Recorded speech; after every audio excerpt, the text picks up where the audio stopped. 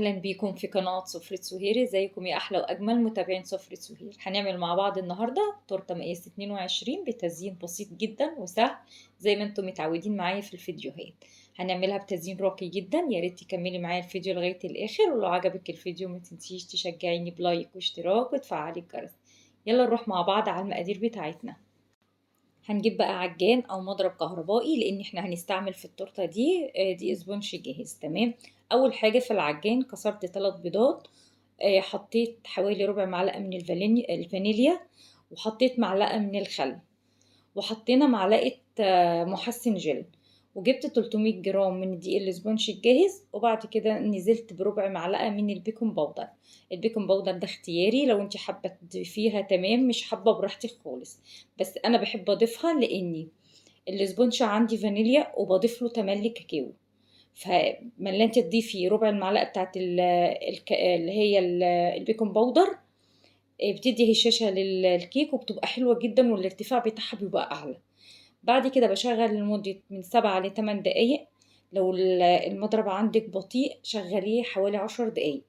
تمام، لغاية ما يديكي قوام تقيل جدا، لغاية بقى ما القوام بتاع الاسبونج بتاعك يتقل جدا زي قوام الكريم شانتيه بالظبط. تمام. في الوقت ده بكون محضرة صينية أو مقاس حلة يكون مقاس 22، وبعد كده بكون مبطناها بورقة زبدة، وبنزل طبعا بالخليط بيها.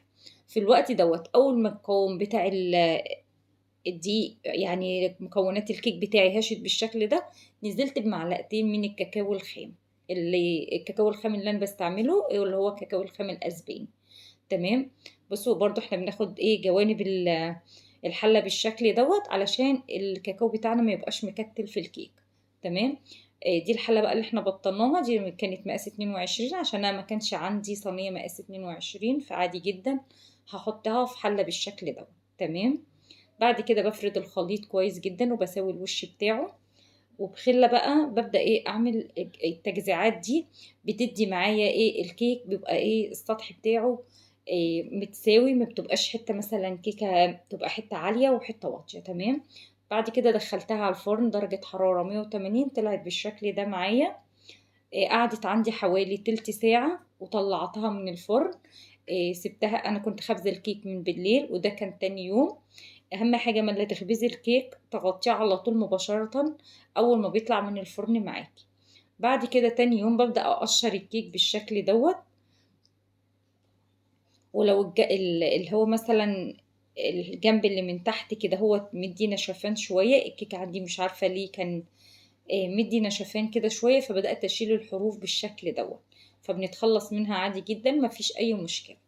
بعد كده بقى بظبط المنشار على مثلا اللي هو الدرجة اللي هي 8 أو 9 حسب اللي يعجبك.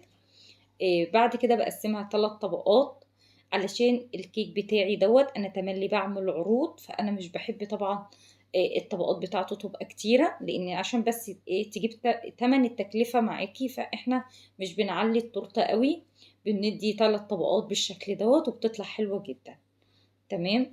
بعد كده هو بدأت بقى بعد ما انا قطعتهم، كنت في الوقت ده ضربت الكريم شانتيه. لكل كوباية كريمة انا بضيف لها كوباية مية ساقعة جامدة، يعني يكون المية ساقعة جامد جدا بتبقى مجمدة. تمام. وبعد كده هو بضيف عليهم معلقتين من الجناش كبار، وممكن تضيفي نص معلقة كاكاو خام اللي يعجبك اعمليه، وممكن تطعمي بلبن بودر الكريمة أو اللي هو الكريمة اللي هي البستري. تمام. جبت بقى القاعدة بتاعتي، بدأت بقى أحط لها الطبقة كيكة. وأول حاجة لازم أهم حاجة نثبت الكيك بحتة، يعني بجزء كده من الكريمة قبل ما نحط عليها الكيك من تحت. تمام. بعد كده بقى بزقيه باللي هو الجناش. جبت حوالي يعني معلقتين كبار من الجناش، ضفت عليهم حوالي ربع كوباية مية وقلبتهم كويس جدا. وبعد كده بدأت أزقي بيهم الكيك. أهم حاجة إن انت تشربي الكيك معاكي كويس جدا علشان يبقى رطب معاكي ويبقى حلو. تمام. فرقت طبقة كريمة، وجبت بقى طعمت بجناش بالشكل ده. طبعا لو انت حابة تضيفي مكسرات براحتك خالص، انا بس حبيت ان انا طعم بجناش شوكولاتة. تمام.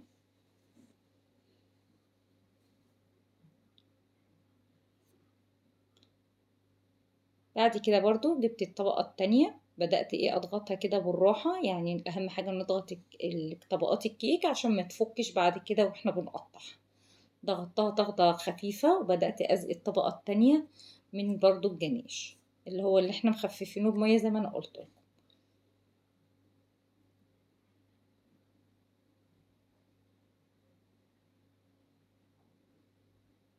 بصي ممكن تستخدمي القمع زي ما انا مستخدماه كده هوت، ان احنا نحط الكريمه بيه، وممكن تجيبي بسباتولا وتحطي الكريمه برضو، اللي الطريقه اللي هي تريحك في فرد الكريمه اعملي بيها. بدي طبقه كريمه تكون كويسه بالشكل دوت، وبعد كده بعمل زي ايه سور رفيع علشان بس الجناش بتاعي ما يبقاش ايه مسيل على التورته وانا بعملها. تمام. طبعا الجناش بتاعنا احنا بنبقى محضرينه ونسيبه يبرد لغاية ما يبقى دافي كده بارد معايا بدرجة حرارة المطبخ. ببدأ اعمل بيه يعني بحشي بالتورته بالشكل ده. تمام. دي كانت اخر طبقة. بصوا الارتفاع بتاعها حلو جدا وطبقات الكيك بتاعتها مناسبة قوي. لو انتوا حابين نقول سعر البيع في كل فيديو اكتبوا لي في التعليقات وبعد كده في اي فيديو انزل لكم سعر البيع بتاع التورت اللي انا بنزلها. تمام. بعد كده بدأت ايه اغلف بس التورته كده علشان اعمل يعني اشيل اللي هي فتافيت الكيك. إيه احنا هنعملها زي ما احنا شفناها في اول الفيديو اللي هو شكل سلسله.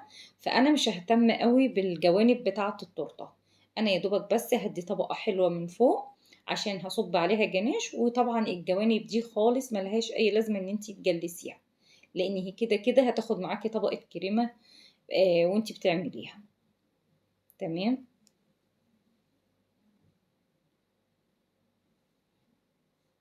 خلصتها بقى تجليس بالشكل دوت، اللي هو احنا زي ما احنا قلنا اللي هو اللي ايه الطبقة الخفيفة اللي احنا قلنا هنشيل بس فتافيت الكيك منها. تمام.